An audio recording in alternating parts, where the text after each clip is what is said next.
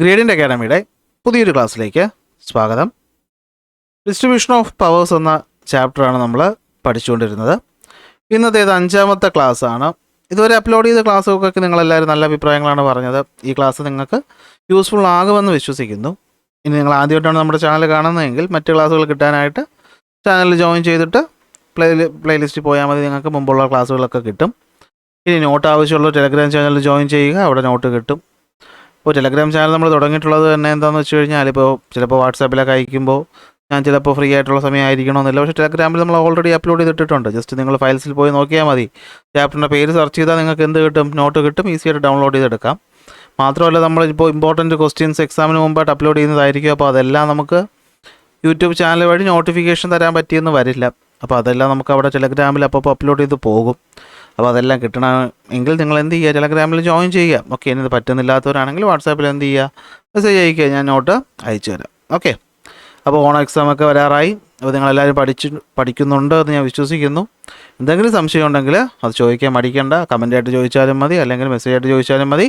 എന്നെക്കൊണ്ട് പറ്റുന്ന അത്രയും നേരത്തെ ഞാൻ എന്ത് ചെയ്യും? അതിൻ്റെ ആൻസർ അല്ലെങ്കിൽ അതിൻ്റെ ഹെൽപ്പ് ഞാൻ ചെയ്തു തരുന്നതായിരിക്കും. ഓക്കെ, അപ്പോൾ നമ്മൾ ലെജിസ്ലേച്ചർ എന്ന് പറയുന്നില്ല, നമ്മുടെ ആ മൊത്തം കോൺസ്റ്റിറ്റ്യൂഷൻ നമ്മൾ 3 പവറിലായിട്ട് ഡിവൈഡ് ചെയ്തിട്ടുള്ളത്. Legislature, executive, judiciary. അതിൽ ലെജിസ്ലേഷനെ പറ്റി നമ്മൾ എന്ത് ചെയ്തിട്ടു? മുമ്പത്തെ ക്ലാസ്സിൽ വ്യക്തമായിട്ട് വിശദമായിട്ട് പഠിച്ചതാണ്. അപ്പോൾ ഇന്ന് നമ്മൾ പഠിക്കാൻ പോകുന്നത് എക്സിക്യൂട്ടീവിനെ പറ്റിയാണ്. എന്താണ് എക്സിക്യൂട്ടീവ് എന്ന് പറഞ്ഞു കഴിഞ്ഞാൽ, ഓക്കെ, നിയമം നിർമ്മിക്കുന്ന ആൾക്കാരാണ് ആര്? നമ്മുടെ പാർലമെൻറ്റ് അല്ലെങ്കിൽ ലെജിസ്ലേച്ചർ എന്ന് പറയുന്നത്.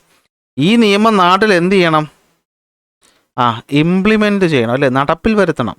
മാത്രമല്ല, അത് നടപ്പിലാക്കുന്നുണ്ടോ എന്ന് എന്ത് ചെയ്യണം? അഡ്മിനിസ്റ്റർ ചെയ്യണം, അല്ലേ? അതുണ്ടോ ഇല്ലെന്ന് ഉറപ്പുവരുത്തണ്ടേ? അപ്പോൾ ഇതാണ് ആര് ചെയ്യുന്നത്? എക്സിക്യൂട്ടീവ് ചെയ്യുന്നത്. അപ്പോൾ എക്സിക്യൂട്ടീവിൻ്റെ ഫംഗ്ഷൻ എന്താണെന്ന് ചോദിച്ചാൽ, implementation and administration of laws and policies ആണ് ആരുടെ ജോലി? എക്സിക്യൂട്ടീവിൻ്റെ ജോലി. അപ്പോൾ ആരായി എക്സിക്യൂട്ടീവ് എന്ന് വെച്ച് കഴിഞ്ഞാൽ, നമ്മുടെ president, vice president, prime minister, പിന്നെ നമ്മുടെ council of ministers. Okay, council of ministers, ഇവരെല്ലാവരും കൂടി ചേരുമ്പോഴാണ് എക്സിക്യൂട്ടീവ് ആവുന്നത്. തീരുന്നില്ല, ഇവർക്ക് പുറമെ ബ്യൂറോക്രാറ്റ്സ് അല്ലെങ്കിൽ ഗവൺമെൻറ് ഉദ്യോഗസ്ഥരും കൂടെ ചേരുന്ന ആ മൊത്തത്തിനാണ് നമ്മൾ എന്ത് വിളിക്കുന്നത്? എക്സിക്യൂട്ടീവ് എന്ന് വിളിക്കുന്നത്. ഈ എക്സിക്യൂട്ടീവിനെ നമുക്ക് രണ്ടായിട്ട് തിരിക്കും. ഒന്ന് പൊളിറ്റിക്കൽ എക്സിക്യൂട്ടീവും മറ്റൊന്ന് പെർമനൻറ്റ് എക്സിക്യൂട്ടീവ്. നോക്കിയേ, പൊളിറ്റിക്കൽ എന്ന് പറയുമ്പോൾ ബാക്കി തന്നെ മനസ്സിലാണ് രാഷ്ട്രീയം എന്ന് വെച്ചാൽ അറിയാം. പ്രസിഡൻറ്റ് ഒരു നിശ്ചിത സമയത്തേക്ക് വരുന്നു. Prime minister, council of ministers അല്ല 5 കൊല്ലം കഴിയുമ്പോൾ മാറിക്കൊണ്ടിരിക്കും. അപ്പോൾ ഇവരെയാണ് നമ്മൾ പൊളിറ്റിക്കൽ എക്സിക്യൂട്ടീവ് എന്ന് വിളിക്കുന്നത്. കാരണം ഇവർ രാഷ്ട്രീയപരമായിട്ട് അധികാരത്തിൽ കയറിയിട്ട് എക്സിക്യൂട്ടീവ് ആവുന്നവരാണ്. എന്നാൽ പെർമനൻറ്റ് എക്സിക്യൂട്ടീവ് എന്ന് വെച്ച് കഴിഞ്ഞാൽ അതിനകത്ത് വരുന്നതാണ് ബ്യൂറോക്രസി. എന്ന് വെച്ചാൽ ആരാണ്? ഉദ്യോഗസ്ഥർ. നമ്മുടെ all India services, IAS, IPS, മറ്റു കാര്യങ്ങൾ. സെൻട്രൽ സർവീസസ്, നമ്മുടെ ഇൻകം ടാക്സ് ഡിപ്പാർട്ട്മെൻറ്റ്, അങ്ങനത്തെ ഗവൺമെൻറ് സർവീസുകളുണ്ടല്ലോ.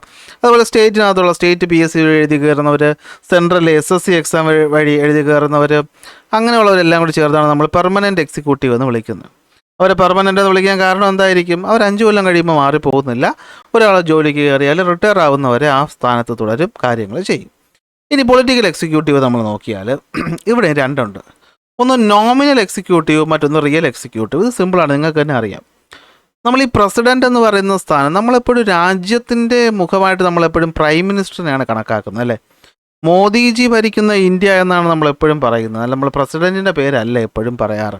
നിങ്ങൾ വാർത്തകൾ ശ്രദ്ധിച്ചാൽ മനസ്സിലാവും. അത് തന്നെ ഇവിടെ ഉദ്ദേശിക്കുന്നത്.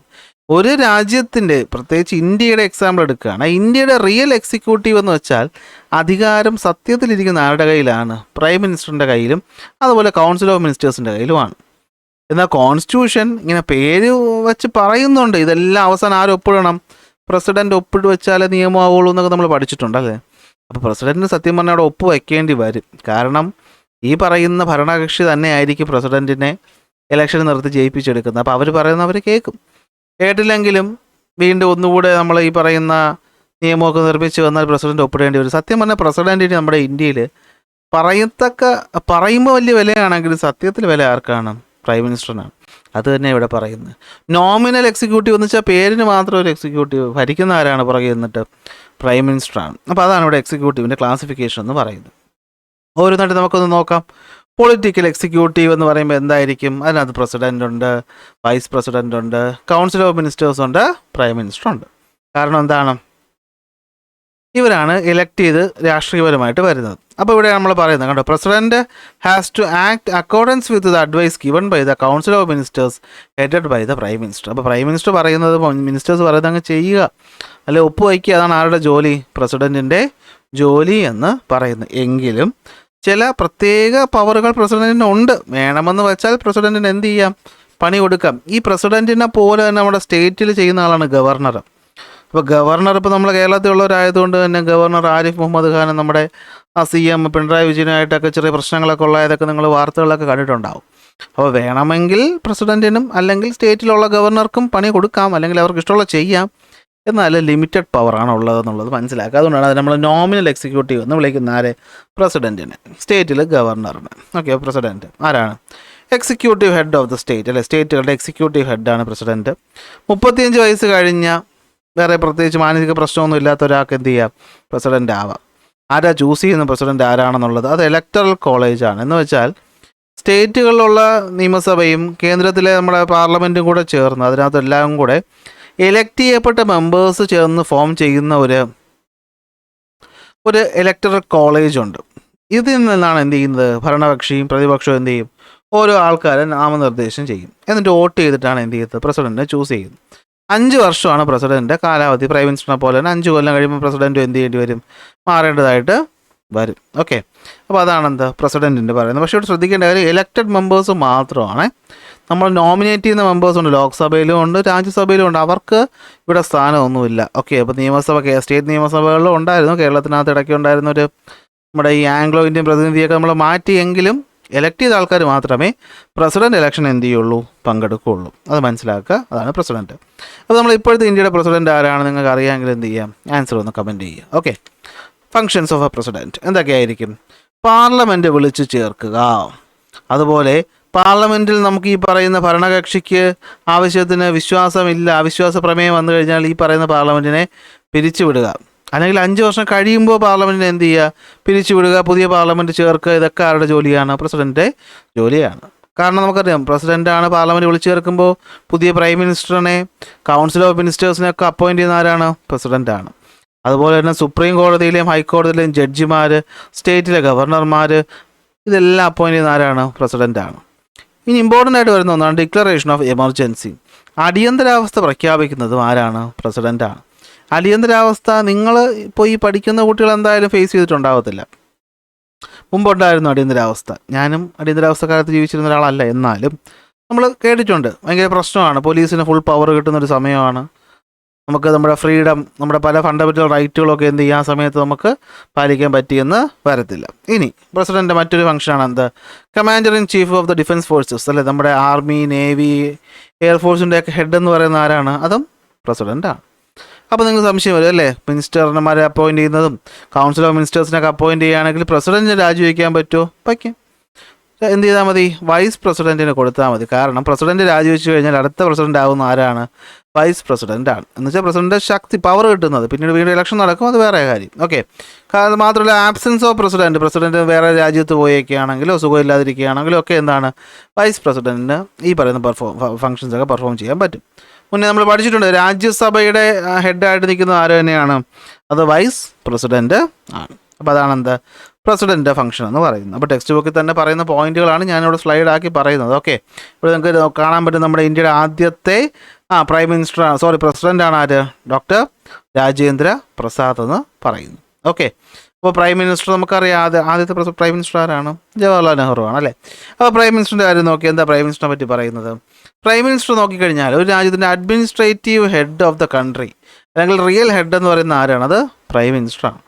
സാധാരണ ലോക്സഭയിൽ മെജോറിറ്റി, രാജ്യത്തും ലോക്സഭയിലൊക്കെ മെജോറിറ്റി സീറ്റ് കിട്ടുന്ന പാർട്ടിയിലെ ഏറ്റവും ശക്തനായിട്ടുള്ള അംഗമായിരിക്കും പ്രൈം മിനിസ്റ്ററായിട്ട് മാറുന്നത്. പ്രൈം മിനിസ്റ്ററാണ് എന്ത് ചെയ്യുന്നത്? കൗൺസിൽ ഓഫ് മിനിസ്റ്റേഴ്സിന് തീരുമാനിക്കുന്നത്. സാധാരണ ഈ പറയുന്ന ഒരു പാർട്ടിക്കാരാണ് തീരുമാനിക്കുന്നത്. എന്നാലും ഓക്കെ, അങ്ങനെ കൗൺസിൽ ഓഫ് മിനിസ്റ്റേഴ്സിനാണ് നമ്മൾ ക്യാബിനറ്റ് എന്ന് വിളിക്കുന്നത്. ഓക്കെ, ക്യാബിനറ്റിനകത്ത് മന്ത്രിമാരുണ്ടാവും.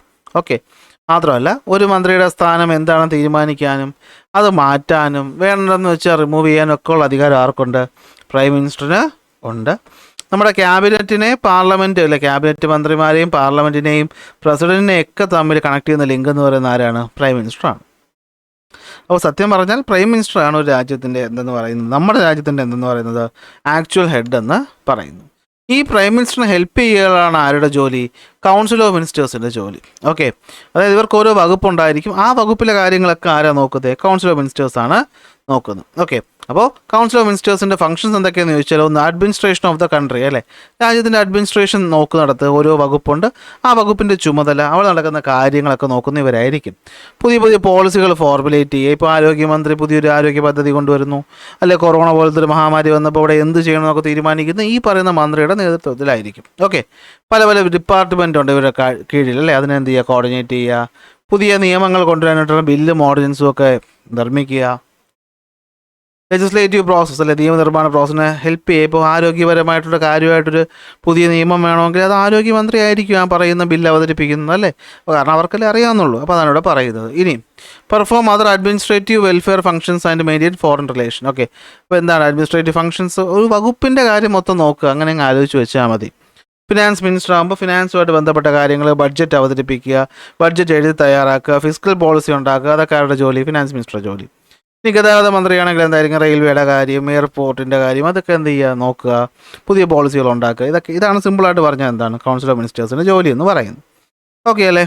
ഇനി നമ്മളിപ്പോൾ പറഞ്ഞത് എന്താണ്? പൊളിറ്റിക്കൽ എക്സിക്യൂട്ടീവിൻ്റെ കാര്യം. ഇനി പെർമനൻറ്റ് എക്സിക്യൂട്ടീവ് എന്താണെന്ന് കൂടി ഇവിടെ ഒന്ന് പറഞ്ഞു പോവുകയാണ്. ഓക്കെ, ഈ പറയുന്ന മന്ത്രിമാർക്കെന്ന് പറഞ്ഞു കഴിഞ്ഞാൽ ഇവരെല്ലാവരും ഇലക്ട് ചെയ്ത് വന്നവരാണ്. ഇവർക്ക് കറക്റ്റ് നിയമങ്ങളും അത് നടപ്പിലാക്കേണ്ട രീതികളൊന്നും അത്ര വശം ഉണ്ടാകത്തില്ല. അല്ല, ഒരു പോളിസികൾ ഉണ്ടാക്കുകയാണ് മെയിനായിട്ട് മന്ത്രിമാർ ചെയ്യുന്നത്. അത് ആക്ച്വലി നടപ്പിലാക്കുന്ന ആരാണ്? അത് ഈ പെർമനൻറ്റ് എക്സിക്യൂട്ടീവ് ആണ്, അല്ലേ. ഇപ്പോൾ നോക്കി, ആരോഗ്യമന്ത്രിക്ക് ഒരു പോളിസി ഉണ്ടാക്കാൻ പറ്റും, പക്ഷേ അത് നടപ്പിലാക്കുന്ന ഡോക്ടർമാരും അവരെ ഹെഡായിട്ട് പറയുന്ന, അല്ലേ, നമ്മൾ കേട്ടിട്ടുണ്ടായിരിക്കും ഈ മെഡിക്കൽ ബോർഡിൻ്റെയൊക്കെ ഡയറക്ടർമാർ എന്നൊക്കെ പറഞ്ഞാൽ ഈ IAS, IPS, IFS, അല്ലേ, ആ സിവിൽ സർവീസായുള്ള ആൾക്കാരാണ് ഹെഡ്. ഇനി അവർക്ക് താഴെയായിട്ട് മറ്റ് ഹെഡുകളുണ്ട്. അപ്പോൾ അവരാണ് ഈ എക്സിക്യൂട്ടീവ് അല്ലെങ്കിൽ പെർമനൻറ്റ് എക്സിക്യൂട്ടീവ് എന്ന് പറയുന്നത്. അതായത് ഡേ ടു ഡേ ഓപ്പറേഷൻസ് നടത്തുന്ന ആരാണ്? ഈ പറയുന്ന പെർമനൻറ്റ് എക്സിക്യൂട്ടീവ്, അല്ലെങ്കിൽ നമ്മൾ ബ്യൂറോക്രസി എന്ന് വിളിക്കും. നിങ്ങൾക്ക് ഉദ്യോഗസ്ഥർ. ഓക്കെ, സത്യത്തിൽ ഇവരാണ് എന്ത് ചെയ്യുന്നത്? ഈ നിങ്ങൾ ആലോചിച്ചാൽ മതി, അല്ലേ, ഇപ്പോൾ ഈ വിദ്യാഭ്യാസം കുറഞ്ഞ ഒരുപാട് മന്ത്രിമാർ നമുക്കുണ്ടായിരുന്നു. അപ്പോൾ ഈ വിദ്യാഭ്യാസം കുറഞ്ഞ മന്ത്രിക്ക് ഈ പറയുന്ന കോംപ്ലക്സ് ആയിട്ടുള്ള ഫിനാൻഷ്യൽ കാര്യങ്ങളും, അല്ലെങ്കിൽ ഈ പറയുന്ന, അല്ലേ, ഒരു ഡോക്ടർ ചെയ്യുന്ന കാര്യം കൺട്രോൾ ചെയ്യുന്ന മന്ത്രിക്ക് ഡോക്ടറിൻ്റെ ഡിഗ്രി ഇല്ലല്ലോ, പിന്നെ എങ്ങനെയാണ് ചെയ്യുന്നത്? അപ്പോൾ ഈ പറയുന്ന മന്ത്രിയെ സഹായിക്കാനായിട്ട് ഇതുപോലെയുള്ള നല്ല വിദ്യാഭ്യാസമുള്ള ഉദ്യോഗസ്ഥരുണ്ടാവും. ഓക്കെ, ദേ ആർ സ്കിൽഡ്, അല്ലേ, അവർ ഈ പറയുന്ന വിഷയത്തിൽ, ഈ പറയുന്ന കാര്യത്തിൽ ഹൈലി സ്കിൽഡ് ആയിട്ടുള്ള ആൾക്കാരായിരിക്കും. മത്സര പരീക്ഷ, കോമ്പറ്റേറ്റീവ് എക്സാം ഒക്കെ എഴുതി ട്രെയിനിങ് ഒക്കെ എടുത്ത് പഠിച്ച് മെരിറ്റ് വന്നവരാണ് ഇവരെ നമ്മൾ ഫിക്സഡ്, അല്ല, പെർമനൻ്റ് എന്ന് വിളിക്കാൻ കാരണം എന്താണ്? ഒരു ഫിക്സഡ് ഏജ് വരെ അവർ എന്ത് ചെയ്യും? അവരുടെ അധികാരത്തിൽ തുടരും. ഇതാണ് പെർമനൻറ്റ് എക്സിക്യൂട്ടീവ്. വെറുതെ വിശദീകരിച്ച് പറയേണ്ട ആവശ്യമില്ല, നിങ്ങൾക്ക് അറിയാമല്ലോ. ലാസ്റ്റ് വരുന്നതാണ് എന്ത്? ജുഡീഷ്യറി. നിയമം സംരക്ഷിക്കുന്ന ആൾക്കാരാണ് ആര്? ജുഡീഷ്യറി എന്ന് പറയുന്നു. Okay, ensures the function of legislative and executive in accordance with the constitution, അല്ലേ, ഒരു കോൺസ്റ്റിറ്റ്യൂഷൻ എഴുതി വെച്ചിട്ടുണ്ട്. ഇതനുസരിച്ചാണോ ഈ പറയുന്ന നിയമം നിർമ്മിക്കുന്നത്? അതനുസരിച്ചാണോ നിയമം നടപ്പിലാക്കുന്നത്? ഇതൊക്കെ ഉറപ്പുവരുത്തുന്ന ആരാണ്? അത് നമ്മുടെ ജുഡീഷ്യറിയാണ്. ഓക്കെ, ഒരു സിറ്റിസൻ്റെ അവകാശങ്ങൾ സംരക്ഷിക്കുക എന്നുള്ളത് ആരുടെ ജോലിയാണ്? ജുഡീഷ്യറിയുടെ ജോലിയാണ്. അപ്പോൾ അതുകൊണ്ട് നമ്മൾ പറയും ആരാണ്? Judiciary is known as the protector of the constitution. ഭരണഘടനയുടെ സംരക്ഷകൻ എന്നറിയപ്പെടുന്ന ആരാണ്? അത് നമ്മളെ ജുഡീഷ്യറിയാണ്. അപ്പോൾ ജുഡീഷ്യറി നമുക്കറിയാം, അല്ലേ, ഏറ്റവും പരമോന്നത കോടതി സുപ്രീം കോടതിയാണെങ്കിൽ അതിന് താഴെ ഹൈക്കോടതികളുണ്ട് ഓരോ സ്റ്റേറ്റിനും. അതുപോലെ ഒരു ജില്ലക്കും ജില്ലാ കോടതിയും ഡിസ്ട്രിക്ട് കോടതിനകത്ത് തന്നെ എന്തുണ്ട്? സബോർഡിനേറ്റ് കോടതികളുണ്ട്, അല്ലേ, നമുക്കറിയാം മുൻസിഫ് കോടതി, അങ്ങനെ പലതരം ചെറിയ ചെറിയ കോടതികളുണ്ട്. ഇതെല്ലാം കൂടി ചേർന്നാണ് നമ്മൾ എന്തായിട്ട് മാറുന്നത്? ജുഡീഷ്യറി ആയിട്ട് മാറുന്നത്. അങ്ങനെ ജുഡീഷ്യറിയിലെ ഏറ്റവും പ്രധാനപ്പെട്ട, ഏറ്റവും ടോപ്പ് മോസ്റ്റ് കോർട്ട് എന്ന് പറയുന്ന ആരാണ്? സുപ്രീം കോടതിയാണ്. 28 ജനുവരി 1950 സുപ്രീം കോടതി നമ്മുടെ തലസ്ഥാനമായിട്ടുള്ള ന്യൂഡൽഹിയിൽ എന്ത് ചെയ്യുന്നത്? സ്ഥാപിതമാകുന്നത്. ഒരു സുപ്രീം കോടതി ജഡ്ജി എന്ന് പറഞ്ഞു കഴിഞ്ഞാൽ ഒരു 65 വയസ്സ് വരെ എന്ത് ചെയ്യാം?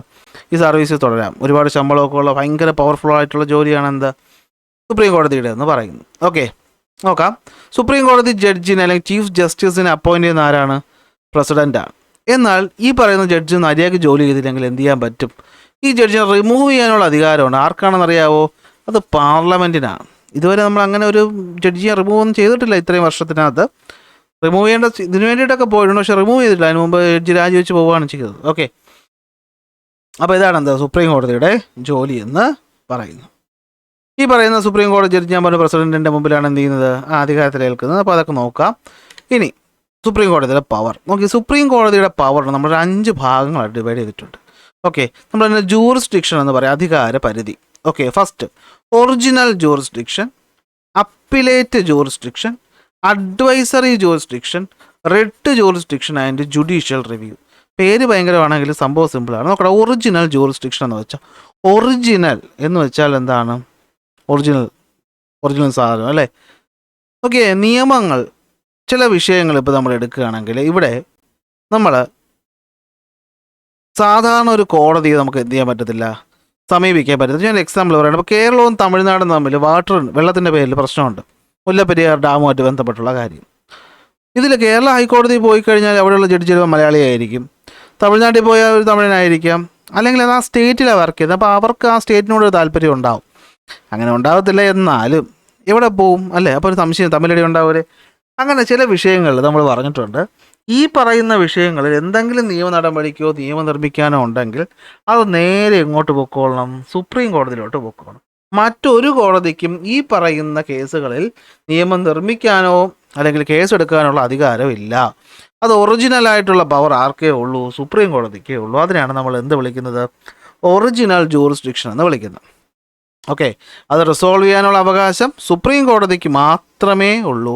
അതാണ് ഒറിജിനൽ ജൂറിസ്ഡിക്ഷൻ. രണ്ടാമത് വരുന്നതാണ് അപ്പീലേറ്റ് ജൂറിസ്ഡിക്ഷൻ. അപ്പീലിന് പോകുക എന്ന് ആലോചിച്ചാൽ മതി. നമ്മൾ ഒരു കോടതിയിൽ നമ്മളൊരു വിധി കിട്ടിക്കഴിഞ്ഞാൽ നമുക്ക് വേണമെങ്കിൽ അതിൻ്റെ മുകളിലത്തെ കോടതിയിൽ അപ്പീലിന് പോകാം. നിങ്ങൾ വാർത്തകളൊക്കെ കാണുന്നതായിരിക്കും അല്ലേ? സാധാരണ നമ്മൾ ഏതെങ്കിലും ചെറിയ കോടതികളൊക്കെ വലിയ പ്രതികൾക്കൊക്കെ വധശിക്ഷയൊക്കെ വിധിക്കും. അവ നേരെ ഹൈക്കോടതിയിൽ പോയിട്ട് അപ്പീൽ കൊടുക്കും. അവിടെ നിന്ന് കിട്ടിയില്ലെങ്കിൽ നേരെ എന്ത് ചെയ്യും? സുപ്രീം കോടതിയിൽ പോകും. അവിടെ നിന്ന് വെറുതെ ജാമ്യമൊക്കെ എടുത്ത് പോകുന്നതൊക്കെ നമ്മൾ വാർത്തയിലും സിനിമയിലും ഒക്കെ തമാശയ്ക്കും ഒക്കെ പറയാറുണ്ടല്ലോ, നമ്മുടെ ജുഡീഷ്യൽ സിസ്റ്റത്തിൻ്റെ പോരായ്മയായിട്ടൊക്കെ. ഇവിടെ അത് തന്നെ അപ്പീലേറ്റ് ജൂറിസ്ഡിക്ഷൻ എന്ന് വെച്ചാൽ നമ്മുടെ ഇന്ത്യയിൽ അപ്പീലിന് പോകാൻ പറ്റുന്ന പരമോന്നത കോടതി ഏതാണ്? അത് സുപ്രീം കോടതിയാണ്. ഓക്കെ, ഹയസ്റ്റ് അപ്പീലേറ്റ് കോർട്ട് എന്നാണ് അതിനെ പറയുന്നത്. അതിന് മുകളിലൊരു കോടതിയില്ല. അതായത് സുപ്രീം കോടതി വിധിച്ചത് തന്നെ, പിന്നെ അതിനിട്ട് മുകളിലോട്ട് പോകാനായിട്ട് വേറെ വഴിയില്ല. ഇനി അഡ്വൈസറി ജൂറിസ്ഡിക്ഷൻ. അഡ്വൈസറി എന്ന് വെച്ചാൽ അഡ്വൈസ് കൊടുക്കുക. ആർക്ക് അഡ്വൈസ് കൊടുക്കുക? പ്രസിഡൻറ്റിന്. അതായത് പ്രസിഡന്റ് ഇപ്പോൾ ഒരു നിയമം നിർമ്മിക്കുന്ന ഒരു കേസ് വന്നപ്പോൾ പ്രസിഡന്റ് ഒരു സംശയം, അപ്പോൾ ഇത് കോൺസ്റ്റിറ്റ്യൂഷൻ അനുസരിച്ചാണോ അല്ലേ എന്നൊക്കെ നമുക്ക് പ്രസിഡന്റിന് അറിഞ്ഞൂടല്ലോ. പ്രസിഡന്റ് ലോ പഠിച്ച ഒരാളല്ലോ. അപ്പോൾ എന്ത് ചെയ്യാൻ പറ്റും? ഈ പറയുന്ന സുപ്രീം കോടതിയിലോട്ട് ഇവർക്ക് എന്ത് ചെയ്യാൻ പറ്റും? അപ്പീൽ കൊടുക്കാനായിട്ട്, അഡ്വൈസ് ചോദിക്കാനായിട്ട് പറ്റും. അപ്പോൾ സുപ്രീം കോടതി എന്ത് ചെയ്യണം? അഡ്വൈസ് കൊടുത്തേ പറ്റുള്ളൂ. അത് പ്രസിഡന്റിന് മാത്രമല്ല, പ്രസിഡന്റ് ത്രൂ മറ്റേത് എക്സിക്യൂട്ടീവിനും എന്ത് ചെയ്യാം? ഇതിലോട്ട് വരാം. ഇപ്പോൾ നമ്മൾ CAG പലർക്കും എന്ത് ചെയ്യാം? ഈ അഡ്വൈസറി ജൂറിസ്ഡിക്ഷൻ ഉപയോഗിക്കാൻ പറ്റും. പിന്നെ വരുന്നതാണ് റിട്ട് ജൂറിസ്ഡിക്ഷൻ. അതായത് സുപ്രീം കോടതിക്ക് റിട്ട് പുറപ്പെടുവിക്കാനുള്ള ഒരു കഴിവുണ്ട്. നിങ്ങളെല്ലാവരും കേട്ടിട്ടുണ്ടായിരിക്കും, ഹേബിയസ് കോർപ്പസ്. ഈ പറഞ്ഞ സിനിമയിലൊക്കെ ഒരാളെ കാണാതാവുമ്പോൾ കോടതി ഫയൽ ചെയ്യുന്നൊരു സാധനമാണ് ഹേബിയസ് കോർപ്പസ്. അതൊരു റിട്ടാണ്. റിട്ട് എന്ന് വെച്ചാൽ ഒരു നിയമം. അതായത് ഈ പറയുന്ന ഓർഡർ ഇടുകയാണ് കോടതി ആരുടെ അടുത്ത്? ഉദ്യോഗസ്ഥരുടെ അടുത്ത് ഈ പറയുന്ന കാര്യം ചെയ്യണം. കുറേ റിട്ടുകളുണ്ട്. സെർഷ്യോറി, ക്യൂ വാറൻറ്റോ, മാൻഡബസ്, പ്രൊഹിബിഷറി, പിന്നെ ഈ പറയുന്ന ഇപ്പോൾ ഞാൻ പറഞ്ഞില്ലേ ഹേബിയസ് കോർപ്പസ്, അതൊക്കെ റിട്ടുകളാണ്. ഓക്കെ, എന്ന് വെച്ചാൽ ഈ ഓരോ റിട്ട് വഴി ഓരോ ഉദ്യോഗസ്ഥരെ ആയിക്കോട്ടെ, ഒരു ഗവൺമെൻറ് ഏജൻസി ആയിക്കോട്ടെ, ഒരു ഉദ്യോഗസ്ഥനെയോ ഒരു ഫുൾ ഡിപ്പാർട്ട്മെൻറ്റിനെയൊക്കെ എന്ത് ചെയ്യാം? ഒരു കാര്യം ചെയ്യാനായിട്ട് പറയാനുള്ള അധികാരം ആർക്കുണ്ട്? സുപ്രീം കോടതിക്കുണ്ട്. അതിനാണ് റിട്ട് പുറപ്പെടുവിപ്പിക്കുക എന്ന് പറയുന്നത് അല്ലേ? ഇപ്പോൾ ഹേബിയസ് കോർപ്പസ് ബോഡി ഹാജരാക്കുക എന്നാണ് എൻ്റെ അർത്ഥം. അപ്പോൾ അങ്ങനെ റിട്ട് പുറപ്പെടുവിക്കാൻ ആർക്ക് അധികാരമുണ്ട്? സുപ്രീം കോടതിക്ക് അധികാരമുണ്ട്. Has the power to issue special orders in the form of writs. Okay, കാരണം ഇതെന്താണ്? ഫണ്ടമെൻ്റൽ റൈറ്റ് വയലേറ്റ് ചെയ്യപ്പെടുമ്പോഴാണ് ഈ പറയുന്ന റിട്ടുകൾ നമ്മൾ എന്ത് ചെയ്യുന്നത്? പുറപ്പെടുവിക്കുന്നത്. അതൊരു ഇമ്പോർട്ടൻറ്റ് പോയിൻ്റാണ്. ഓക്കെ, ഫണ്ടമെൻ്റൽ റൈറ്റ് വയലേറ്റ് ചെയ്യപ്പെട്ടു എന്ന് ചോദിച്ചാൽ നമുക്ക് സുപ്രീം കോടതി സമീപിക്കാൻ, കോടതി റിട്ട് പുറപ്പെടുവിച്ച് അത് നേരെയാക്കി തരും. പിന്നെ ജുഡീഷ്യൽ റിവ്യൂ. എന്താണ് റിവ്യൂ ചെയ്യുകയെന്ന് വെച്ചാൽ, ഒരു നിയമം നിർമ്മിക്കപ്പെട്ടു, പക്ഷേ അത് ശരിയാണോ, അല്ലെങ്കിൽ ഒരു വിധി വന്നു, അത് ശരിയാണോ തെറ്റാണോ എന്ന് വീണ്ടും കോടതിക്കടുത്ത് ഒന്നുകൂടെ നോക്കാനുള്ളൊരു അധികാരമുണ്ട്. അതാണ് ജുഡീഷ്യൽ റിവ്യൂ എന്ന് പറയുന്നത്. ഓക്കെ, കാരണം ഈ ജുഡീഷ്യൽ റിവ്യൂ എന്ന് വെച്ച് കഴിഞ്ഞാൽ വളരെ ഇമ്പോർട്ടൻ്റ് ആയിട്ടുള്ളൊരു കാര്യമാണ്. കാരണം ഒരു തെറ്റ് പറ്റാം, അല്ലെങ്കിൽ കാലത്തിനനുസരിച്ചൊരു മാറ്റം വരുത്താനുള്ളൊരു അധികാരം ആർക്കുണ്ട്? സുപ്രീം കോടതിക്ക് ഉണ്ട്. ഇതാണ് എന്ത്? പവർ എന്ന് പറയുന്നത്. ഓക്കെ, അപ്പോൾ ഇതോടുകൂടി നമ്മൾ ഈ ചാപ്റ്റർ തീരുകയാണ്. ലാസ്റ്റ് പറയുന്നത് എന്താണെന്ന് വെച്ച് കഴിഞ്ഞാൽ ഒരു ബാലൻസ് ഉണ്ടല്ലേ. കാരണം നിങ്ങൾക്ക് തന്നെ ഇപ്പോൾ മനസ്സിലായി കാണും, ലെജിസ്ലേച്ചർ വഴി നിയമം ഉണ്ടാക്കിയാൽ ആ നിയമം നടപ്പിലാക്കുന്ന എക്സിക്യൂട്ടീവാണ്. ഇനി എക്സിക്യൂട്ടീവ് നടപ്പിലാക്കണമെന്ന് നോക്കുന്നത് ആരാണ്? ജുഡീഷ്യറിയാണ്. ആ ജുഡീഷ്യറിക്ക് തന്നെ ഈ പറയുന്ന ലെജിസ്ലേച്ചർ ഉണ്ടാക്കിയ നിയമം ശരിയാണോ എന്ന് നോക്കാം. എന്നാൽ ഈ പറയുന്ന പാർലമെൻറ്റിന് ആരെ റിമൂവ് ചെയ്യാൻ പറ്റും? ജുഡീഷ്യറി നേരെ പോയില്ലെങ്കിൽ അവിടുത്തെ ജഡ്ജിനെ വരെ തെറിപ്പിക്കാനുള്ള അധികാരമുണ്ട്. ഈ കോടതിക്ക് എക്സിക്യൂട്ടീവിനെ കൺട്രോൾ ചെയ്യാൻ പറ്റും ഇല്ലേ? ഈ എക്സിക്യൂട്ടീവ് ആരെ നോക്കുന്നുണ്ട്? കോടതിയിൽ ജഡ്ജിമാരെ നോക്കുന്നുണ്ട്. ജഡ്ജി ഇപ്പോൾ ആവശ്യമില്ലാതെ കുറേ സ്വത്ത് സമ്പാദിച്ച ഇൻകം ടാക്സ് പോക്കും. ഇൻകം ടാക്സ് എക്സിക്യൂട്ടീവിലാണ് വരുന്നത്. അതുവഴി പാർലമെൻറ്റ് വഴി എന്ത് ചെയ്യാൻ പറ്റും? ഈ പറയുന്ന ജഡ്ജിനോട് മാറ്റാൻ പറ്റും. അപ്പോൾ പരസ്പരം അങ്ങോട്ടും ഇങ്ങോട്ടും ഈ പറയുന്ന ഒരു കൺട്രോളിങ് പവർ ആർക്കുണ്ട്? ഈ പറയുന്ന 3 മെക്കാനിസത്തിനുണ്ട്. ഇതുള്ളത് കൊണ്ടാണ് നമ്മുടെ ഇന്ത്യ എന്ന് പറയുന്നത് ഇന്നും നല്ലൊരു ഡെമോക്രാറ്റിക് കൺട്രി ആയിട്ട് മുന്നോട്ട് പോകുന്നത്. അപ്പോൾ അതിനൊക്കെ നമ്മൾ സഹായിക്കുന്ന ആരാണ്? നമ്മുടെ കോൺസ്റ്റിറ്റ്യൂഷനാണ്. അപ്പോൾ കോൺസ്റ്റിറ്റ്യൂഷനിൽ പവറുകൾ എങ്ങനെയാണ് ഡിസ്ട്രിബ്യൂട്ട് ചെയ്യപ്പെട്ടിട്ടുള്ളത് എന്നുള്ള കാര്യം നിങ്ങൾക്ക് മനസ്സിലായി കാണുമെന്ന് വിശ്വസിക്കുന്നു. അപ്പോൾ ഇതോടെ നമ്മുടെ ഈ ചാപ്റ്റർ എന്ത് ചെയ്യുകയാണ്? അവസാനിച്ചിരിക്കുകയാണ്. ഓക്കെ. അപ്പോൾ ഈ ചാപ്റ്ററോട് ബന്ധപ്പെട്ട് വരുന്ന ഇമ്പോർട്ടൻറ്റ് ക്വസ്റ്റ്യൻസ് കിട്ടുവാണെങ്കിൽ ഞാൻ ഉറപ്പായിട്ടും നമ്മുടെ ടെലഗ്രാം ചാനലിൽ പറ്റുവാണെങ്കിൽ യൂട്യൂബിൽ അപ്ലോഡ് ചെയ്യാം. അപ്പോൾ അടുത്ത ക്ലാസ്സിൽ അടുത്ത ടോപ്പിക്കായിട്ട് കാണാം. നിങ്ങൾക്ക് ക്ലാസ് ഇഷ്ടപ്പെട്ടെങ്കിൽ എന്ത് ചെയ്യുക? ലൈക്ക് ചെയ്യുക, ഷെയർ ചെയ്യുക, സബ്സ്ക്രൈബ് ചെയ്യുക. അടുത്ത ക്ലാസ്സിൽ അടുത്ത ടോപ്പിക്കായിട്ട് കാണാം. അതുവരെ ബൈ ബൈ.